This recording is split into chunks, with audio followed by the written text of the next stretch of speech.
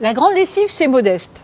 Un fil à linge, 2 pinces, une feuille de format A4 et le désir de développer la pratique artistique et le lien social. Pourquoi ne pas faire la grande lessive? Il y a toujours des raisons de se dire que, après tout, c'est bien modeste.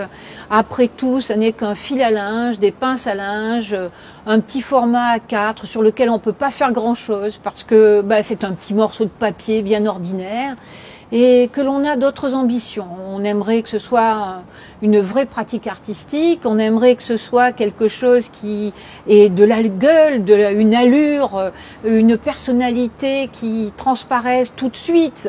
Et là, on est un peu perdu dans la masse. Il y a plein de personnes qui le font en même temps, des petits, des grands, des plus âgés, des plus jeunes. Et est-ce qu'on est bien sûr qu'on a sa place là-dedans ?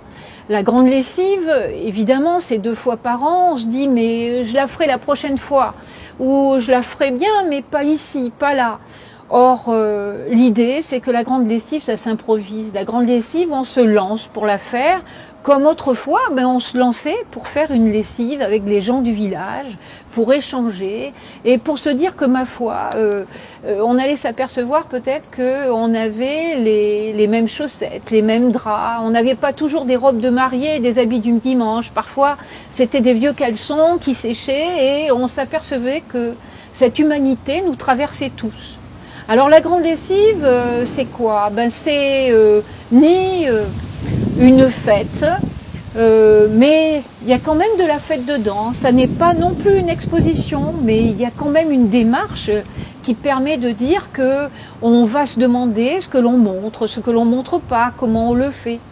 Et on va partager des moments qui vont nous faire renouer ou nouer des liens avec une pratique artistique que l'on a peut-être laissée bien derrière nous, après l'école obligatoire, après ce temps où on appréhendait le cours, où on allait nous demander quelque chose et à 8h du matin, midi, peu importe l'heure, on ne savait pas si on allait parvenir à faire sortir quelque chose de soi et surtout rivaliser avec le travail des artistes. Les artistes présentés comme des êtres supérieurs, ce qui sont peut-être, mais en tout cas nous, cette façon de les présenter nous obligeait à penser que l'on était moins qu'eux, que l'on n'était peut-être pas digne de faire quelque chose. Et donc la grande lessive, c'est pour nouer des liens avec une pratique que l'on abandonne trop souvent en pensant qu'on est en échec. Alors voilà. Le problème, c'est qu'avec le langage ou avec l'écriture, quand bien même on arrête à la fin de la 3e ou à la fin des études secondaires, on continue quand même, non pas à faire des rédactions, des dissertations ou autre chose, mais on continue à parler, on continue à écrire avec nos mots, avec nos méthodes, avec des destinataires différents qui nous obligent à chaque fois à nous placer dans un contexte qui nous appartient, qui leur appartient. Eh bien, la grande lessive, c'est un peu ça. C'est-à-dire, il n'est pas question de se dire que l'on va, parce qu'on recommence à faire quelque chose avec de la peinture, avec du dessin, avec de la photographie, avec des collages.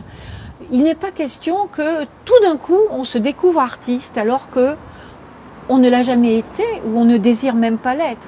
Il est question simplement d'amorcer un nouveau dialogue, de se dire après tout, il y a peut-être quelque chose là-dedans qui me regarde. L'art nous regarde. Et s'emparer de ce que dans l'art il peut y avoir d'important pour relier les êtres, pour se relier à nous-mêmes, c'est ça la grande lessive. Les enseignants qui enseignent quelque chose de l'art à l'école ou en dehors de l'école ont un rôle important à jouer dans ce dispositif qui est un dispositif bien modeste, mais qui est fait comme ça pour que l'on essaie de se lancer pour une fois, que l'on essaie de prendre pied sur un territoire qui est un territoire qui ne vaut que s'il est partagé. Je vous invite donc à essayer, à tenter de venir vers cette grande lessive en l'inventant avec d'autres personnes pour 5, 10, 15, 100 ou plus, Et que ce soit dans la rue, que ce soit dans des établissements scolaires, dans des hôpitaux, dans des maisons pour personnes âgées, dans des musées, ou dans tout autre lieu comme les médiathèques, comme les foyers et centres sociaux ou maisons pour tous, d'essayer de voir ce que vous pouvez en faire. La grande lessive se fait dedans, mais elle se fait évidemment dehors. On sort au grand jour, qu'il pleuve ou qu'il vente. La prochaine grande lessive sera aux couleurs du temps. Les couleurs du temps sont celles du ciel, mais ce sont celles aussi de la société dans laquelle on vit, et une société qui en ce moment est traversée de tout type de préoccupations, de tout type de pratiques, qui a peut-être à penser, qu'il y a peut-être à partager, qu'il y a peut-être à donner à comprendre, en tout cas qu'il y a à interroger.